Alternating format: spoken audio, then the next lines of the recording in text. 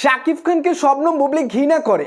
মানে এক অনুষ্ঠানে তাকে প্রশ্ন করা হয় যে শাকিব খান এবং অপু বিশ্বাসের ব্যক্তিগত জীবন নিয়ে যাই ঘটে যাক না কেন, তাদের মাঝে কিন্তু এখন আমরা একটা ঘনিষ্ঠতা দেখতে পাচ্ছি।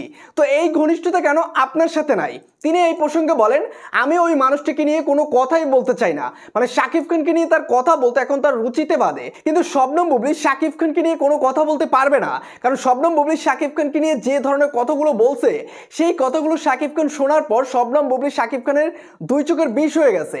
কিন্তু অপু বিশ্বাস তিনি বিভিন্ন ইন্টারভিউর মাঝে শাকিব খানকে নিয়ে কোনোদিন কোনো নেগেটিভ কথা বলেনি, যেটা শবনম বুবলি বলেছে। বেশ কিছুদিন আগে শবনম বুবলি শাকিব খানকে ভণ্ড বলেছিল, এবং সেটা দেখার পর শাকিব খান এক কল রেকর্ডে বুবলি সবকিছু ফাঁস করে দিয়েছিল। তো বুবলির সাথে শাকিব খানের দ্বন্দ্বটা অনেক বড় করে লেগে আছে। অপু বিশ্বাসের সাথে কিন্তু সেই দ্বন্দ্বটা নাই, কারণ শাকিব খান অপু বিশ্বাস তারা এখন একসাথে বিজনেস করতেছে, একই সাথে বিভিন্ন জায়গায় ঘুরতে যাইতেছে। আমরা দেখতে পেয়েছি যে বেশ কিছুদিন আগে কাশ্মীরে শাকিব খান তার সন্তানকে নিয়ে এবং অপু বিশ্বাসকে নিয়ে ঘুরে আসছে। আর শবনম বুবলি তো শাকিব খানের সাথে ঘুরতে যাওয়া দূরে থাক, তার সাথে কথা বলার সুযোগটাই পায় না, কারণ শাকিব খান তাকে এতটাই অপছন্দ করে।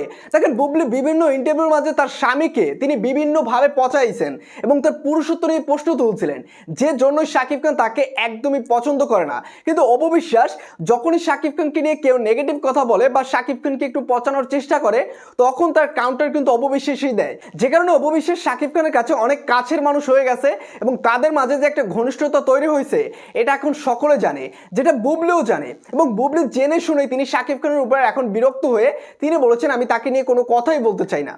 তো ভাই ব্রাদার, এই যে বুবলি তিনি যে এই ইন্টারভিউর মাঝে ক্ষিপ্ত হয়ে শাকিব খানকে নিয়ে এই কথাটা বললেন, এই বিষয়ে আসলে আপনাদের কি মন্তব্য হচ্ছে অবশ্যই কমেন্ট করে জানিয়ে দেবেন।